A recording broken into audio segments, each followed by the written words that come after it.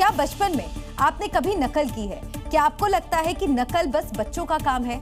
अब आप सोच रहे होंगे कि खबर दिखाने के बजाय भला ये हम आपसे कैसा सवाल कर रहे हैं। तो चलिए खबर पर आते हैं, जो दुनिया के सबसे बड़े नकलची से जुड़ी है। नाम है शहबाज शरीफ। ये जनाब इतने बड़े नकलची हैं कि अपनी स्ट्रैटेजी और विदेश नीति भी Ctrl+C की मदद से बनाते हैं, वो भी ठीक किसी बच्चे की तरह जो क्लास के टॉपर की कॉपी कर एग्जाम में पास होने का जुगाड़ कर लेता है। शहबाज शरीफ के लिए वो टॉपर हैं प्रधानमंत्री मोदी। कैसे और क्यों, पूरी कहानी समझते हैं।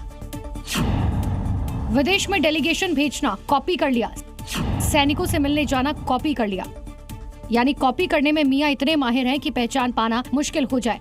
ओरिजिनल आइडिया क्या था और कॉपी किया। अब ताजे मामले को ही ले लीजिए। पीएम मोदी ने पाकिस्तान की आतंकी प्रोपेगेंडा को बेनकाब करने के लिए दुनिया भर में ऑल पार्टी के साथ डेलीगेशन भेजने का फैसला किया, जो पाकिस्तान का सच दुनिया को बताने वाले हैं।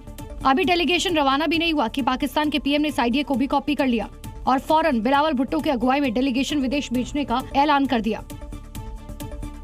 जरा सोचिए, इससे बड़ा नकलची और कौन हो सकता है, क्योंकि ये पहली घटना नहीं है। याद कीजिए वो तारीख जब सीज फायर के ऐलान के बाद पीएम मोदी जाबाज जवानों से मिलने पहुंचे थे। सैनिकों के बीच जाकर उनका मोराल हाई किया और उन्हें शानदार जीत की बधाई दी। इसके ठीक बाद भी शहबाज भी जनरल मुनिल को लेकर सैनिकों के पास पहुंच गए और टैंक पर खड़े होकर बड़ी बड़ी बातें करते नजर आए। ये भी शहबाज का कॉपी पेस्ट वाला आइडिया था, जैसे भारत के स्क्रिप्ट देखकर पाकिस्तान ने रिहर्सल शुरू कर दी हो। शहबाज की ये कॉपी पॉलिटिक्स नई नहीं है।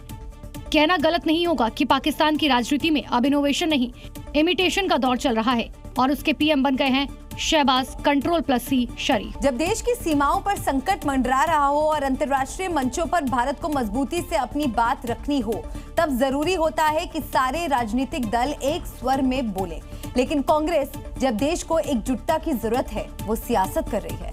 इस बार कांग्रेस की आपत्ति है उस डेलीगेशन को लेकर जिससे पाकिस्तानी एजेंडे के खिलाफ सरकार विदेश भेजने वाली है। कांग्रेस का आरोप है कि हमने 4 नाम भेजे, सरकार ने सिर्फ 1 नाम शामिल किया।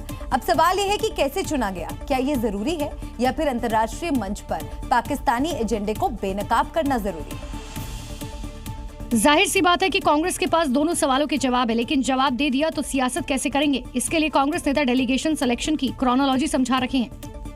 जो हमने 4 नाम दिए, तो हम ये इसी उम्मीद के साथ हमने नाम दिया कि आपने 4 नाम मांगा है, हमने आपको 4 नाम दिया है, इनको शामिल कीजिए। सरकार की मंशा तो पहले से ही शरारती मंशा थी। ये खेल खेला जा रहा था कि ताकि ये औपचारिकता खत्म हो जाए, बातचीत हो गई है। ये राजनीतिकरण हुआ है, ये सीधा नहीं करना होना चाहिए था। पाकिस्तान प्रायोजित आतंक के खिलाफ पूरे विश्व को बताने निकले प्रतिनिधि मंडल को लेकर भी कांग्रेस को राजनीति सूझ रही है। ये दर्शाता कि उनके लिए तुष्टीकरण से बढ़कर कुछ नहीं है। देश जब एकजुटता का परिचय दे रहा है, तब कांग्रेस सूची में नामों को क्यों नहीं आए, कैसे आए, इस पर होची शिकायतें कर रही है। सरकार ने जिस डेलीगेशन का ऐलान किया उसमें पहला नाम रविशंकर प्रसाद का है, जो बीजेपी के सांसद हैं। दूसरा नाम बीजेपी सांसद बैजयंत पांडा का है। इनके अलावा कांग्रेस से शशि थरूर भी एक डेलीगेशन को लीड करेंगे। जेडीयू से संजय झा को शामिल किया गया। डीएमके से कनीमोझी, एनसीपी से सुप्रिया सुले, शिवसेना के श्रीकांत शिंदे भी शामिल हैं। हालांकि कांग्रेस का असली दर्द शशि थरूर है, जिनके नाम के ऐलान के बाद से ही कलेश मचा है। अब सवाल उठता है, क्या कांग्रेस की प्राथमिकता देश है या दल? देश जब एकजुटता की अपील कर रहा है, कांग्रेस पार्टी पॉलिटिक्स में क्यों उलझी हुई है? उधर कांग्रेस और इधर उद्धव की शिवसेना भी डेलीगेशन पर टेंशन लेकर बैठी है। बयानबाजी ऐसी कि सुनकर आप माथा पकड़ लेंगे। कांग्रेस तो डेलीगेशन में मनपसंद नाम का न होने पर सवाल उठा रही है। संजय राउत तो यहां तक बोल गए कि सरकार क्या सांसदों को विदेश में घूमने भेज रही है। सवाल इसलिए भी उद्धव की शिवसेना की तरफ से उठ रहे हैं क्योंकि मनपसंद चेहरों को डेलीगेशन में जगह नहीं मिली, यानी इनकी भी दिक्कत ठीक कांग्रेस जैसी है। पहले इस प्रकार का डेलीगेशन भेजने की जरूरत नहीं थी। क्या जरूरत थी? अपोजिशन ने एक मांग की थी, स्पेशल सेशन कश्मीर और ऑपरेशन सिंदूर पर, वो आप नहीं करने जा रहे। वो सेशन होने के बाद आपको भेजना चाहिए था। न ऑल पार्टी डेलीगेशन को हमको कश्मीर में लेके जा रहे, लेकिन विदेश घुमा रहे हो एमपीज को। क्या करेंगे जाकर? इस इशू का आप अंतर्राष्ट्रीयकरण करना चाहते हो। इजराइल और गाजा का युद्ध चल रहा है। प्राइम मिनिस्टर नेतन्याहू ने हमारे यहाँ डेलीगेशन नहीं भेजा है, या अमेरिका में या विश्व में डेलीगेशन नहीं भेजा है। जेलेंस्की ने डेलीगेशन नहीं भेजा है ऑल पार्टी या पुतिन ने, ये क्या कर रहे हैं लोग? हाँ, ये क्या नौटंकी चल रही है? हालांकि इस तरह के सवाल करने वाली सियासी दलों को मुख्यमंत्री देवेंद्र फडणवीस ने अपने अंदाज में जवाब दिया और नैरेटिव फैलाने वालों से दूर रहने की सलाह दे डाली। कुछ लोग ये केवल निगेटिव होते हैं, उनको न देश से कुछ लेन देन है न समाज से कुछ लेन देन है, हर चीज में राजनीति करते हैं। ऐसे राजनीति करते करते ही वो समाप्त हो रहे हैं। कुल मिलाकर डेलीगेशन पर अब फुल ऑन सियासत जारी है। जाहिर सी बात है कि इसका असर अब भारत के मिशन और मकसद पर भी पड़ेगा, लेकिन सवाल ये, इस राजनीति के लिए जिम्मेदार कौन है? शब्दों से खेलना कोई AIMIM चीफ ओवैसी से सीखे। पहले राजनीतिक विरोधियों की छुट्टी करने वाले ओवैसी आजकल पाकिस्तान की बैंड बजा रहे हैं, वो भी इतने मजेदार अंदाज में कि पाकिस्तानी बुराई सुनकर भी ओवैसी के फैन हो गए। बिल्कुल, हम पाकिस्तान के दूल्हे भाई हो गए आजकल।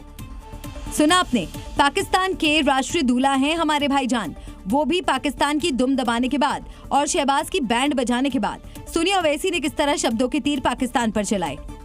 बिल्कुल, हम पाकिस्तान के दूल्हे भाई हो गए आजकल। हम ही दूल्हे भाई है पाकिस्तान के, कोई नहीं रहा वहाँ पे, हम ही रह गए। इतना बेबाक, इतना हैंडसम को दिख ही नहीं रहा पाकिस्तान वालों, खाली मैं ही दिख रहा हूँ भारत से। देखते रहो प्यारे मेरे को, सब सुनते रहो, ज्ञान बढ़ेगा। तुम्हारे दिमागों में जो भूसा भरा हुआ है साफ होगा, तुम्हारा इग्नोरेंस खत्म होगा। ये बयान जितना व्यंग्यात्मक है उतना ही शब्दों की नफासत से लबरेज भी। यानी ओवैसी ने साबित कर दिया कि शब्दों का चयन अगर होशियारी से किया जाए तो व्यंग्य भी एक हथियार बन सकता है। भारत के दुश्मनों का चुन चुन कर सफाया जारी है और इस बार जिस दुश्मन को मारा गया वो लश्कर का कमांडर था। नाम है अबू सैफुल्लाह निजामी। ये लश्कर के नेपाल मॉड्यूल का सरगना था और भारत में कई हमलों में वांटेड, जिसकी पाकिस्तान के ही सिंध में गोली मारकर हत्या कर दी गई। यानी आतंक की रहनुमाई करने वाला उसी आतंक की मौत मरा जिसकी नींव पर उसका साम्राज्य खड़ा था। सैफुल्लाह लंबे समय से नेपाल में रहता था, जहां पाकिस्तान एम्बेसी का उसे संरक्षण प्राप्त था। नेपाल में सैफुल्लाह विनोद और सलीम के नाम से रहता था। यहीं पर उसने नेपाली लड़की से शादी की थी और लश्कर के नेपाल मॉड्यूल को लीड करता था। यानी भारत के इतने करीब आकर साजिशों को अंजाम देने वाला दुर्दांत आतंकी मारा भी गया तो पाकिस्तान में। ये तस्वीरें सैफुल्लाह के मारे जाने के तुरंत बाद की हैं, जिसमें वो तड़पता नजर आ रहा है। दरअसल सैफुल्लाह पाकिस्तान के सिंध में बदीन जिले में पहुंचा था। इसी दौरान उसे अज्ञात लोगों ने गोली मार दी। और अब बात मसूद अजहर के उस मदरसे की जहां कभी टेरर का कोर्स चलता था। अब तक आपने देखा होगा स्कूलों में या मदरसों में अलिफ से अनार, बे से बगीचा पढ़ाया जाता है। आमतौर पर मदरसे में बच्चों को उर्दू वर्णमाला के बारे में यही शुरुआती तालीम दी जाती है, लेकिन आतंकी मसूद अजहर के मदरसे में बच्चों को अलिफ से आतंकवाद और बे से बम बारूद पढ़ाया जाता था। यानी बचपन से ही आतंक की ट्रेनिंग देता था मसूद अजहर का मदरसा। ये मसूद अजहर के बहावलपुर मरकज में पढ़ाए जाने वाले टेरर कोर्स की एक्सक्लूसिव तस्वीरें हैं। आपको इन तस्वीरों को बहुत ध्यान से देखना और समझना चाहिए। इस्लाम, नमाज, कुरान और हदीस की शिक्षा देने वाले मदरसे में गैर मुस्लिमों का जिक्र क्यों किया जा रहा है? गैर मुस्लिमों को लेकर बच्चों से किस तरह के सवाल पूछे जा रहे हैं और क्यों इस तरह के सवाल पूछे जा रहे हैं? The right of non Muslim in an Islamic society के इस असाइनमेंट को मसूद अजहर ने अपने मरकज के सिलेबस में शामिल किया। ये वीडियो पाकिस्तान के बहावलपुर में मौजूद जैश मोहम्मद के हेडक्वार्टर मस्जिद सुबहान अल्लाह का है। ये वीडियो 2018 का है, जब लश्कर के इस मरकज में मौजूद जामा मस्जिद की तामीर हुई थी। लेकिन आज मसूद अजहर के इस हेडक्वार्टर की हालत गाजा जैसी हो गई है। यानी जिस मदरसे में कभी भारत विरोधी नारों का शोर होता था, काफिरों के सर तन से जुदा करने का पाठ पढ़ाया जाता था, ऑपरेशन सिंदूर की स्ट्राइक के बाद वहां कब्रिस्तान जैसा सन्नाटा पसरा हुआ है। भारत ने पाकिस्तान के साथ सिंदूर जल समझौता स्थगित कर दिया है, जिसके चलते पाकिस्तान की हालत अब खराब हो चुकी है, जिसका वीडियो किसी और ने नहीं बल्कि पाक यूट्यूबर ने खुद शेयर किया है। देखिए, पाकिस्तान में सतलुज नदी अब बिल्कुल सूख चुकी है और जो नाव कभी यहाँ पानी पर चलती थी वो अब रेत पर खड़ी हुई है। पाकिस्तानी यूट्यूबर साफ दिखा रहा है कि अब सतलुज नदी का क्या हाल है। जो नदी साल भर पानी से लबालब भरी रहती है वो आज दम तोड़ रही है, क्योंकि आज उसमें मुट्ठी भर पानी भी नहीं है। जहाँ तक वीडियो में आपकी नजर जाएगी वहाँ तक आपको बस रेत ही रेत दिखेगी। पाकिस्तान के लिए ये जल संकट किसी बड़ी आफत से कम नहीं है। पहलगाम आतंकी हमले के बाद भारत ने अपनी कड़ी नीति से साफ संदेश दिया है कि अब पानी और खून एक साथ नहीं बहेगा।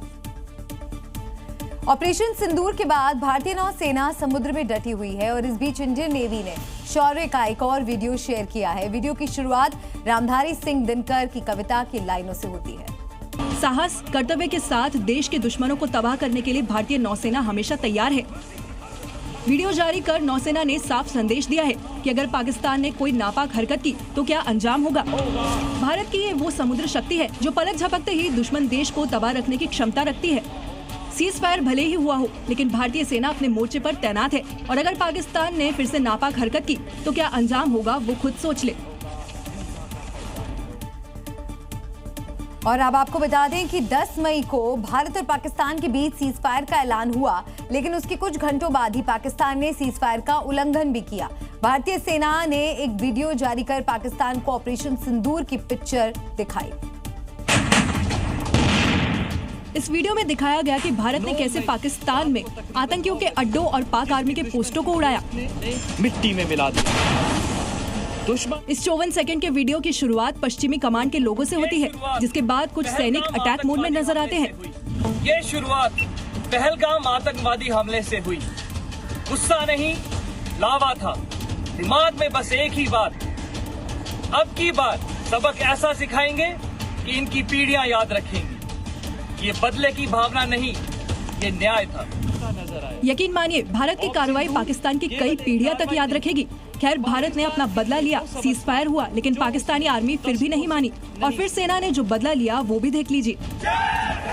जिस भी दुश्मन की पोस्ट ने युद्ध विराम का उल्लंघन किया, उन सभी पोस्टों को भारतीय सेना ने मिट्टी में मिला दिया। दुश्मन अपनी पोस्ट छोड़ भागता नजर आया। भारतीय सेना ने एक सटीक प्लानिंग के जरिए दुश्मनों पर अटैक किया। आखिर ऑपरेशन सिंदूर क्यों करना पड़ा, का उल्लंघन ये भी सुन लीजिए। सभी पोस्ट ऑप सिंदूर केवल एक कार्रवाई नहीं, पाकिस्तान के लिए वो सबक था जो उसने दशकों से नहीं सीखा। भारतीय सेना की वेस्टर्न कमांड ने इस वीडियो के जरिए पाकिस्तान को साफ चेतावनी दी है कि अगर दोबारा भारत की तरफ नापाक हरकत की तो क्या अंजाम होगा। और इस ऑपरेशन से जुड़ी कुछ और अहम जानकारी आपको दे दें हम कि किस तरह से सुरक्षा बलों की तरफ से ये वीडियो जारी किया गया है और तमाम सबूत सामने रखे गए हैं। सीज फायर के बाद जम्मू कश्मीर में आतंकियों के खिलाफ ऑपरेशन जारी है। सुरक्षा बलों ने आतंकियों की तलाश और तेज कर दी है। दहशतगर्दों की तलाश के लिए सुरक्षा बलों ने अब कैच एंड हंट ऑपरेशन शुरू किया है और इस ऑपरेशन के तहत जवान भारत पाकिस्तान बॉर्डर के आसपास लगातार तलाशी कर रही है। इसके लिए हमारे जवान डॉग स्क्वाड और ड्रोन की भी मदद ले रहे हैं। इसके साथ ही बॉर्डर के इलाकों में रहने वाले लोगों के घरों की तलाशी ली जा रही है। कोई भी संदिग्ध गतिविधि देखे जाने पर सुरक्षा बलों को सूचना देने को कहा गया है। यहाँ पर आई कार्ड्स भी चेक किए जा रहे हैं, लोगों से पूछताछ भी की जा रही है। इनको ये भी बताया जा रहा है कि कभी भी कोई भी मूवमेंट किसी भी चीज़ की यहाँ दिखे, कोई व्यक्ति यहाँ पर संदिग्ध दिखता है जो यहाँ का नहीं है, उससे यहाँ पर लगातार पूछ की जाए। हथियारों से लैस सुरक्षा बलों के जवान लोगों के घरों से लेकर खेत खलिहान, नदी नालों और जंगलों की सघन चेकिंग कर रहे हैं ताकि कहीं भी अगर आतंकी छिपे हों तो उनका खात्मा किया जा सके। कितना घने जंगल का इलाका है, पहाड़ी है और इसी को देखते हुए लगातार जो सुरक्षा बलों के जो जवान हैं वो पूरी मुस्तैदी से लगातार आप देखिए लगे हुए हैं। काफी चुनौतियां हैं यहाँ पर क्योंकि कई सारे पहाड़ हैं, प्राकृतिक गुफाएं हैं। आतंकियों की तलाश के लिए डॉग स्क्वाड और ड्रोन कैमरों से भी मदद ली जा रही है। पॉइंट टू पॉइंट यहाँ पर खंगाला जा रहा है, पर साथ ही साथ ड्रोन की भी मदद यहाँ पर ली जा रही है सर्विलेंस के लिए। इसके साथ ही आतंकियों के पारंपरिक रूट पर भी ऑपरेशन चलाया जा रहा है, जहां पर सुरक्षा बलों को घुसपैठ की आशंका लगती है और अगर कोई आतंकी घुसपैठ की कोशिश करे तो उसे मौके पर ही ढेर किया जा रहा है। भारत से युद्ध के दौरान पाकिस्तान की मदद करने वाली तुर्की चीन को लेकर देश भर में गुस्सा है। उत्तर प्रदेश के वाराणसी में तो पाकिस्तान के नियारों का अंतिम संस्कार तक कर दिया गया। ये जनाजा है तुर्की और पाकिस्तान का, जिन्होंने भारत के खिलाफ साजिश रची और इसीलिए हर भारतीय चाहे हिंदू हो या मुसलमान, सबकी जुबान पर एक ही नारा है। वाराणसी में पाकिस्तान, चीन, तुर्की और अजरबैजान के खिलाफ जबरदस्त प्रदर्शन हुआ। एक तरफ दुश्मन देशों की शव यात्रा निकाली गई तो दूसरी तरफ चारों देशों के नेताओं का पोस्टर और झंडे जलाए गए। हाथों में तिरंगा लेकर पाकिस्तान, चीन, तुर्की और अजरबैजान के खिलाफ जमकर नारेबाजी हुई। इस बीच चंडीगढ़ यूनिवर्सिटी ने राष्ट्रीय हित को सर्वोपरि बताते हुए तुर्की और अजरबैजान की 23 यूनिवर्सिटियों से MOU रद्द कर दिया है। IIT बॉम्बे ने तुर्की विश्वविद्यालयों के साथ सभी समझौते निलंबित कर दिए हैं। यानी पाकिस्तान का साथ देने वाले हर देश के खिलाफ भारतीयों ने मोर्चा खोल दिया है। ये चेतावनी दे दी है कि देश हित में भारत एकजुट है और हर हिमाकत का मुंह तोड़ जवाब दिया जाएगा। असम पुलिस ने ऑपरेशन घोस्ट सिम के तहत पाकिस्तान से जुड़े फर्जी सिम रैकेट का भांडाफोड़ किया।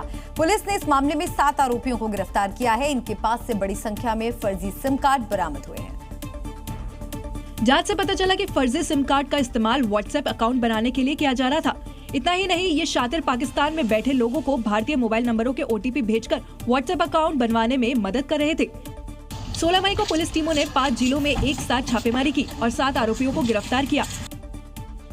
आरोपियों के पास से 948 फर्जी सिम कार्ड और कई इलेक्ट्रॉनिक डिवाइस जब्त किए, जिनका इस्तेमाल साइबर धोखाधड़ी और गुप्त सूचना देने में किया गया था। इन सिम कार्ड्स को जाली दस्तावेजों का उपयोग करके एक्टिव किया गया था। फर्जी सिम के जरिए ये लोग फेक व्हाट्सएप अकाउंट बनाते थे, पाकिस्तान में बैठे लोगों को OTP भेजते थे और फिर उन्हें भारतीय नंबर का व्हाट्सएप अकाउंट खोलने में मदद करते थे। पाकिस्तान के खिलाफ भारत के ऑपरेशन सिंदूर के बाद हरियाणा और पंजाब में खुफिया एजेंसियां पूरी तरह से सतर्क हैं। इसी के चलते पिछले 11 दिनों में 7 पाकिस्तानी जासूसों को गिरफ्तार किया जा चुका है।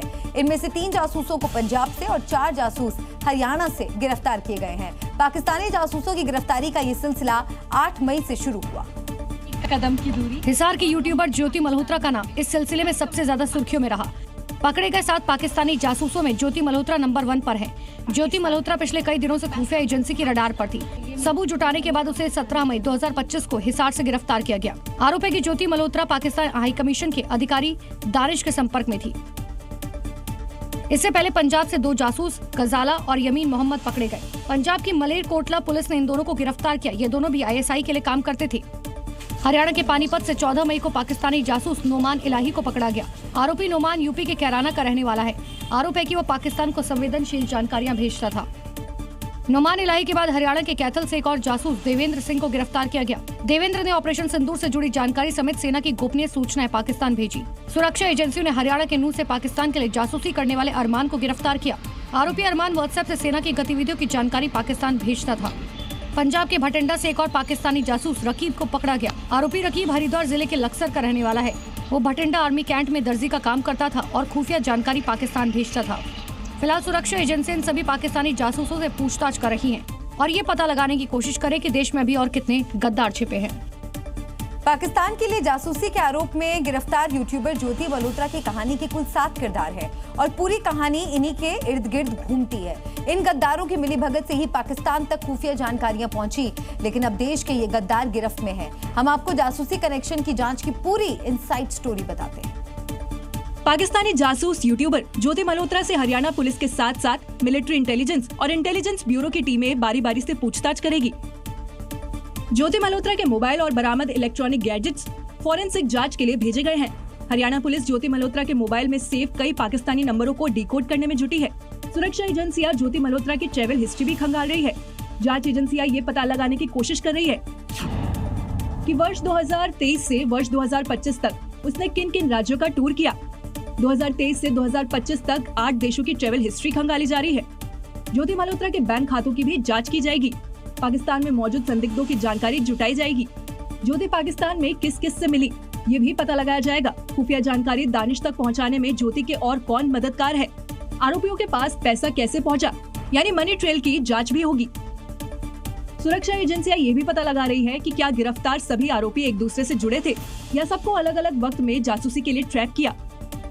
पूछताछ में खुलासा हुआ है कि दानिश से भी आरोपी मोबाइल पर एक कोड नेम से बात करते थे। गिरफ्तार आरोपियों ने अपने मोबाइल में पाकिस्तानी नंबरों को अलग अलग कोड नेम से सेव किया था। जांच एजेंसियों की निगाहें सबसे ज्यादा यूपी के कैराना में टिकी है, क्योंकि गिरफ्तार नुमान इलाही पाकिस्तानी ISI का बड़ा मोहरा हो सकता है। सूत्रों के मुताबिक कैराना से ताल्लुक रखने वाले कुछ लड़के पाकिस्तान में ISI हैंडलर्स हैं, जो पाकिस्तान में बैठकर देश विरोधी गतिविधियों को अंजाम देते हैं। पाकिस्तान के लिए देश से गद्दारी करने वाली ज्योति मल्होत्रा पुलिस की गिरफ्त में है। पूछताछ में कई चौंकाने वाले खुलासे हो रहे हैं। ज्योति पर जासूसी करने और पाकिस्तान को संवेदनशील जानकारी देने का आरोप है। वो पाकिस्तानी उच्चायोग के कर्मचारी दानिश के संपर्क में थी, लेकिन सवाल है कि आखिर दानिश है कौन जिसके लिए ज्योति गद्दार बन गई। दानिश जी। ज्योति मल्होत्रा दिल्ली में पाकिस्तान उच्चायोग के कर्मचारी दानिश से संपर्क में थी। 13 मई को भारत ने पाकिस्तानी अधिकारी दानिश को जासूसी के आरोप में देश से निकाला था। ज्योति ने 2023 में पाकिस्तान उच्चायोग में एहसान उर रहमान उर्फ दानिश से संपर्क किया था। ये संपर्क पाकिस्तान जाने के लिए वीजा आवेदन करते समय हुआ था। FIR के मुताबिक ज्योति दिल्ली में पाकिस्तान उच्चायोग में दानिश से कई बार मिली। ये वीडियो पिछले साल का है, जब ज्योति दिल्ली में पाकिस्तानी दूतावास में दानिश से मिली। आरोप है कि ज्योति भारत की खुफिया सूचनाएं पाकिस्तान भेज रही थी। वो पाकिस्तानी खुफिया एजेंसियों के लगातार संपर्क में भी थी। दानिश के जरिए ही ज्योति की मुलाकात पाकिस्तानी खुफिया अधिकारियों से हुई। हिसार पुलिस सूत्रों के मुताबिक भारत के कई सोशल मीडिया इन्फ्लुएंसर से दानिश संपर्क में था। पहलगाम हमले के दौरान और भारत पाकिस्तान के बीच चल रहे वॉर के दौरान भी ज्योति दानिश के लगातार टच में थी। ज्योति कश्मीर में किन किन लोगों से मिली, ये जानकारी जुटाई जा रही है। दानिश ने ज्योति को एक एसेट के तौर पर इस्तेमाल किया। यही नहीं, ज्योति की पाकिस्तान यात्रा का सारा खर्चा पाकिस्तान हाई कमीशन में तैनात दानिश ने ही उठाया। यानी ज्योति के पाकिस्तान के सारे टूर पाक स्पॉन्सर्ड थे। फिलहाल पुलिस और सुरक्षा एजेंसियां तहकीकात कर रही हैं। भारत से गद्दारी करने वाली ज्योति मल्होत्रा कई सनसनीखेज और चौंकाने वाले खुलासे हो रहे हैं। ट्रैवल विद जो नाम के चैनल से मशहूर हुई ज्योति पाकिस्तान की जासूस थी। उसके रिश्ते पाकिस्तान उच्चायोग के अधिकारी दानिश से तो थे ही, ISI के कई अधिकारियों से भी उसके संबंध थे और इसीलिए जासूस ज्योति पाकिस्तान की VIP थी। ये वीडियो पाकिस्तान का है। साफ नजर आ रहा है कि पाकिस्तानी अधिकारी ज्योति का तहे दिल से इस्तकबाल कर रहे हैं। उसे VIP ट्रीटमेंट मिल रही है। पाकिस्तान के पूर्व प्रधानमंत्री नवाज शरीफ की बेटी मरियम नवाज से भी ज्योति की पहचान थी। यही नहीं, पाकिस्तानी उच्चायोग के अधिकारी दानिश के जरिए ज्योति पाकिस्तान के कई अधिकारियों और नेताओं से मिली। जांच में ये भी पता चला है कि गद्दार ज्योति मल्होत्रा पाकिस्तानी खुफिया एजेंसी ISI के 3 अफसरों के साथ टच में थी और काफी क्लोज थी। पाकिस्तान ज्योति की ISI अफसरों से जान पहचान भी पाकिस्तान एम्बेसी में तैनात दानिश ने ही कराई थी। इस बीच जी मीडिया की टीम ज्योति मल्होत्रा के घर पहुंची और उनके पिता से इस मुद्दे पर बात की। जो आरोप लग रहे हैं कि आपकी बेटी कभी ऐसा कर भी सकती है, नहीं कर सकती, झूठ है। ज्योति के पिता सभी आरोपों को झूठा बता रहे हैं, लेकिन जो सच्चाई और सबूत सामने आए हैं वो चीख चीख कर कह रहे हैं ज्योति मल्होत्रा गद्दार है। तुर्की ने पाकिस्तान का साथ दिया तो उसे भारत में भारी नुकसान हुआ और अब चीन से नजदीकी बढ़ाना बांग्लादेश को भारी पड़ने लगा है, क्योंकि भारत में कई बांग्लादेशी सामानों के लिए लैंडपोर्ट बैन कर दिए गए हैं। और भारत के इस फैसले के बाद से बांग्लादेश की मुश्किलें बढ़ने वाली है। भारत ने बांग्लादेश के कई सामान पर प्रतिबंध लगाया है। बांग्लादेश से आने वाले कुछ खास सामान जैसे रेडीमेड कपड़े, प्रोसेस्ड फूड, कार्बोनेटेड ड्रिंक्स और प्लास्टिक के सामान, कपास, इसमें कई ऐसा सामान था जो लैंड पोर्ट्स यानी जमीन के रास्ते आता था, लेकिन अब इस पर पूरी तरह से रोक लग चुकी है। भारत के इस कदम से बांग्लादेश को बड़ी आर्थिक चोट लगने वाली है। इसका अंदाजा इस बात से लगाया जा सकता है कि बांग्लादेश से हर साल लगभग $618 मिलियन के रेडीमेड कपड़े भारत आते हैं और इसमें 93% व्यापार लैंड पोर्ट्स के जरिए ही होता था। अब ये जमीनी स्तर पर जो व्यापार होता था उसे बंद कर दिया गया है। अब ये कपड़े सिर्फ कोलकाता और नावा शेवा बंदरगाहों से ही आ सकेंगे, यानी भारत ने बांग्लादेश से आने वाले 42% सामान पर रोक लगा दी है। इससे करीब 66,000 करोड़ रुपए के सामान पर असर पड़ेगा।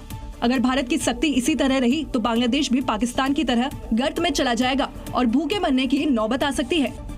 बांग्लादेश तो कौन है, चारों तरफ से घिरा है हमारी तरफ से। पानी से लेकर हवा तक हमारे हाथ में है, बिजनेस से लेकर सब कमर सब हमारे हाथ में है। तो उनको समझना चाहिए कि देश के विरोध, भारत का साथ विरोध करके कैसे जिंदा रह सकते हैं। दिल्ली के मशहूर सरोजनी नगर मार्केट में NDMC का बुलडोजर चला है। आधी रात को यहां बुलडोजर लगाया गया, बुलडोजर से अतिक्रमण को हटाया गया। प्रशासन ने अतिक्रमण का हवाला दिया तो दुकानदारों ने कार्रवाई पर सवाल उठाए।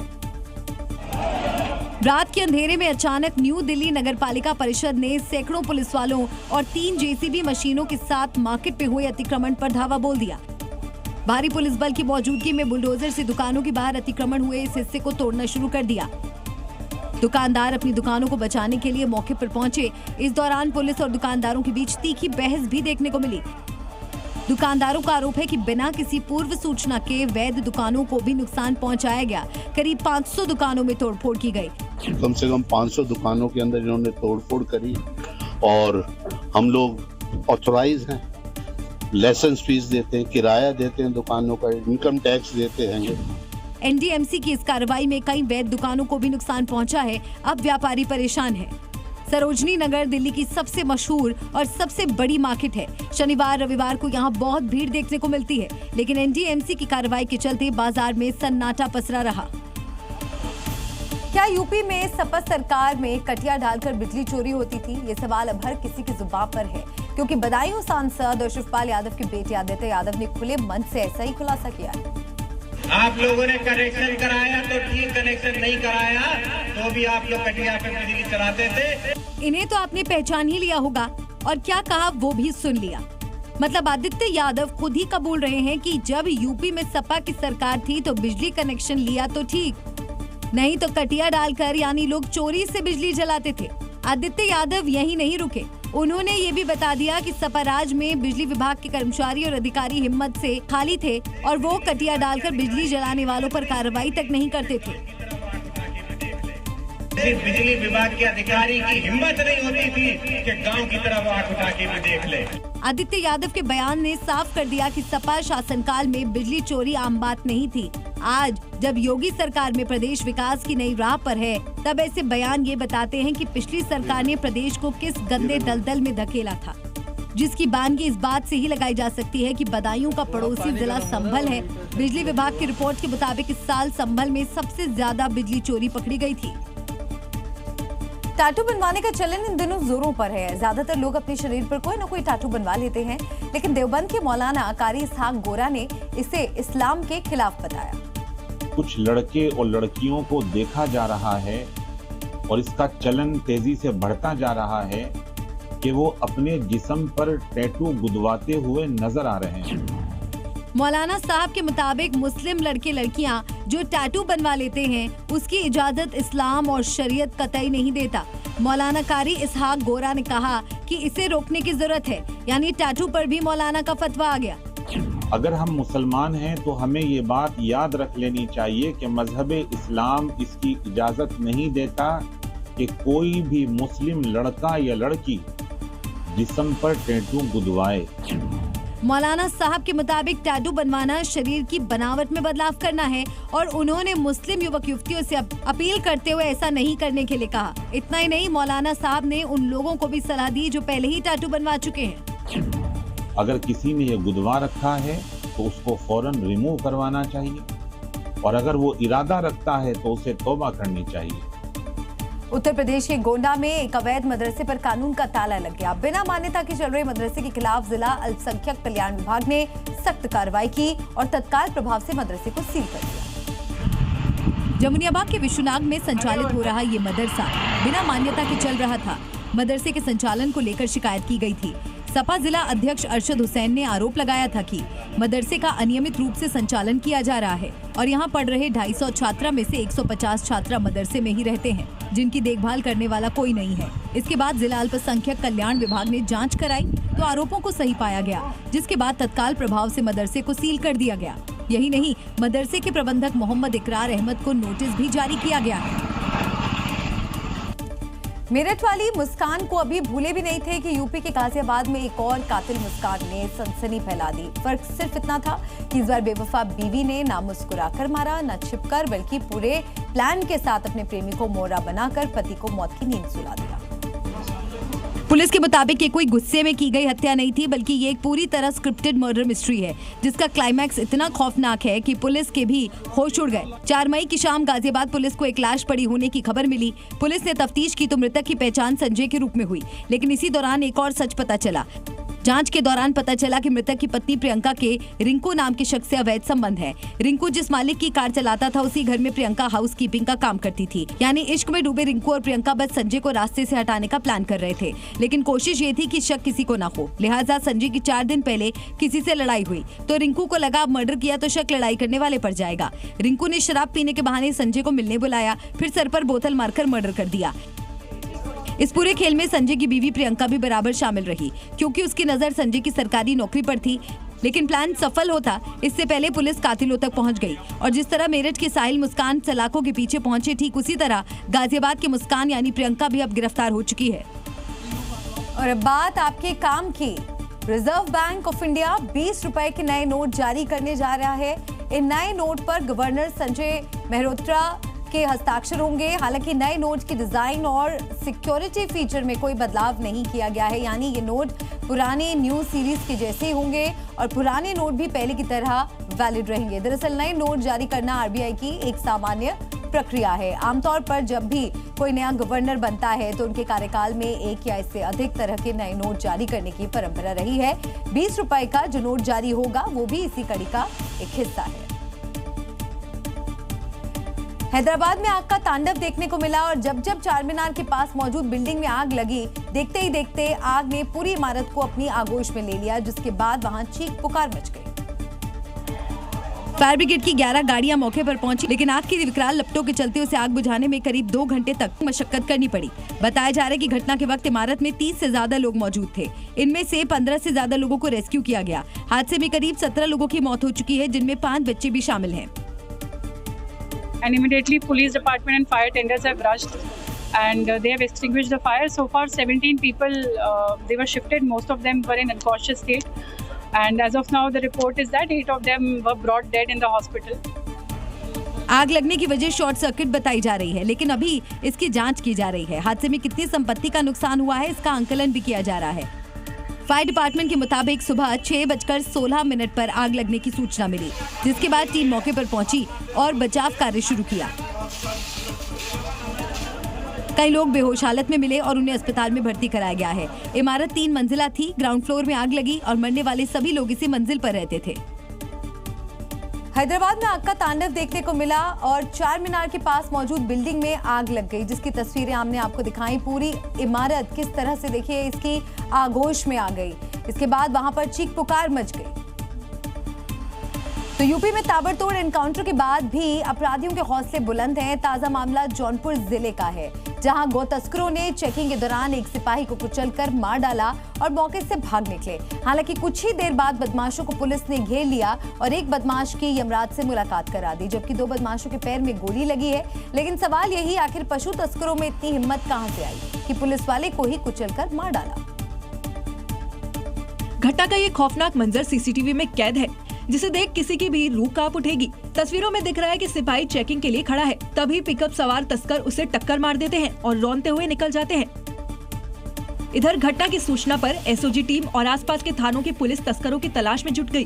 टीम तस्करों का पीछा करते हुए वाराणसी के थाना चोलापुर के ताला बेला गाँव पहुँची, जहाँ तस्कर पिकअप छोड़ बाइक से भाग निकले, लेकिन पुलिस ने 24 किलोमीटर दूर बदमाशों को घेर लिया। दोनों तरफ से हुई गोलीबारी में सलमान नाम का बदमाश मारा गया, जबकि गोलू और नरेंद्र नाम के बदमाशों को पैर पर गोली लगी। इधर पशु तस्करों का शिकार हुए सिपाही दुर्गेश के घर पर कोहराम मचा हुआ है। हालांकि यूपी पुलिस ने अपने सिपाही का बदला लेने में वक्त नहीं लगाया और कुछ घंटों के अंदर ही सलमान नाम के बदमाश को जहन्नुम पहुंचा दिया। अब हम आपको सांप के डसने का एक लाइव वीडियो दिखाते हैं। उत्तर प्रदेश के बागपत में एक शख्स को जहरीले सांप ने डस लिया। इसका वीडियो सामने आया है। ये वीडियो लूम्ब गांव के एक घर का है। साफ नजर आ रहा है कि बिस्तर पर एक लड़का सो रहा है। तभी एक काला सांप रेंगते हुए आया और चारपाई पर सो रहे शख्स की चादर के अंदर घुस गया। थोड़ी देर बाद जैसे ही सांप ने शख्स को डसा, वो झटके से उठकर बैठ गया। सांप पर नजर पड़ते ही लड़का डर गया और तेजी से भागा। उसने अपने परिजनों को इसकी सूचना दी, लेकिन इलाज के बाद भी उसे बचाया नहीं जा सका। अगर आप किसी प्राइवेट यूनिवर्सिटी में एडमिशन की सोच रहे हैं तो थोड़ा सावधान हो जाएं, क्योंकि यूपी के हापुड़ में मौजूद निजी यूनिवर्सिटी फर्जी डिग्री घोटाले में घिर गई, जिस पर एसटीएफ ने बड़ी कार्रवाई की। एसटीएफ को मोनाड यूनिवर्सिटी में फर्जी डिग्री जारी होने की शिकायतें लगातार मिल रही थी। इसी कड़ी में एसटीएफ की टीम यहां पहुंची और पूरी यूनिवर्सिटी को घेर लिया। जांच के दौरान विश्वविद्यालय में किसी के भी आने जाने पर रोक लगा दी गई। वहीं मौके पर मौजूद सभी लोगों के मोबाइल फोन भी जब्त कर लिए गए। इस छापेमारी में एसटीएफ ने कई अहम दस्तावेज खंगाले। जांच के दौरान टीम ने यूनिवर्सिटी के लैपटॉप, हार्ड डिस्क और सर्वर जब्त किए। छापे के बाद यूनिवर्सिटी के चेयरमैन समेत 12 लोगों को हिरासत में लिया गया।